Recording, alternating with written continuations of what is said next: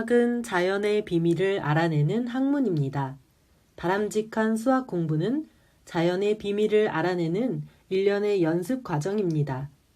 따라서 수학 교과서에는 자연의 체득과 인간과 사회에 대한 이해가 가능한 내용들이 수록되어 있어야 합니다.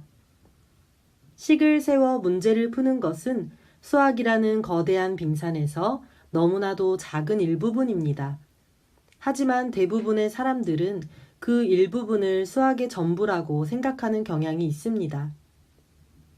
수학 공부의 시작은 관찰을 통해 무늬를 찾아내는 일입니다.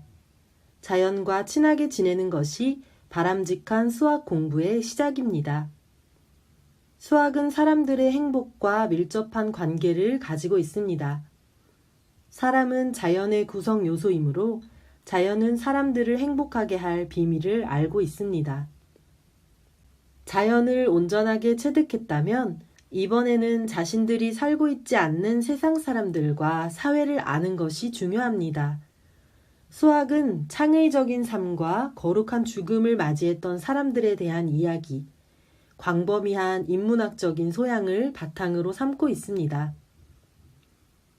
자연의 구성 요소인 식물과 동물은 무늬를 통해 자신의 독특한 성질을 보여줍니다. 그것들이 가진 고유한 무늬를 찾아내기 위해서는 먼저 세심하게 관찰하는 것이 필요합니다. 식물과 동물을 잘 관찰하면 그것들이 가진 무늬가 드러날 것입니다. 무늬를 찾아낼 수 있다면 식물과 동물이 가지고 있는 비밀에 어느 정도 다가설 수 있습니다. 무늬 속에는 식물과 동물이 살아온 과거의 흔적이 그대로 기록되어 있습니다. 그 속에는 식물과 동물의 생성과 소멸의 비밀이 들어 있습니다.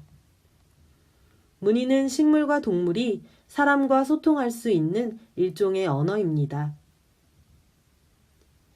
자연이 아름답게 느껴지는 이유는 그 안에서 수많은 대칭의 세계가 펼쳐지기 때문입니다.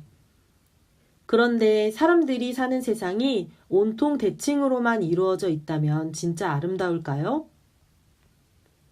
물론 대칭을 처음 접하는 경우에는 아름답다고 느낄 수도 있습니다. 그런데 시간이 조금만 지나면 똑같은 모양의 금세 실증이 날 것입니다. 자연이 진정 아름답게 느껴지는 이유는 대칭을 이루는 것과 대칭을 이루지 않는 것들이 조화를 이루면서 존재하고 있기 때문입니다. 관찰한다는 것은 눈앞에 보이는 것만을 보는 것이 아닙니다. 자연의 구성 요소들이 어떤 모양을 하고 있는지, 그 안에는 어떤 규칙이 들어있는지도 함께 찾아보는 것이 올바른 관찰입니다.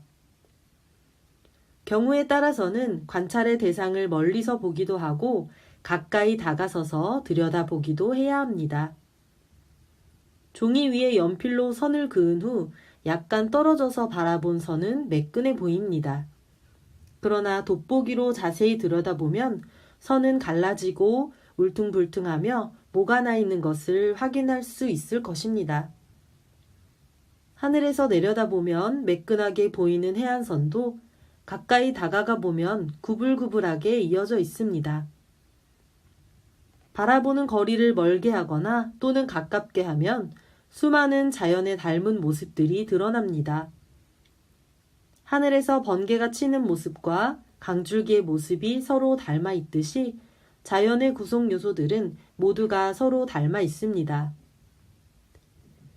그러므로 자연을 많이 체득한 사람일수록 자연 속에서 닮은 것들을 더 많이 찾을 수 있고 눈앞에 당장 보이지 않아도 볼 수 있는 능력이 생깁니다. 우리 몸의 비밀을 알면 우주의 신비를 알 수 있듯이 자연과 사람 그리고 우주는 서로 닮아 있습니다.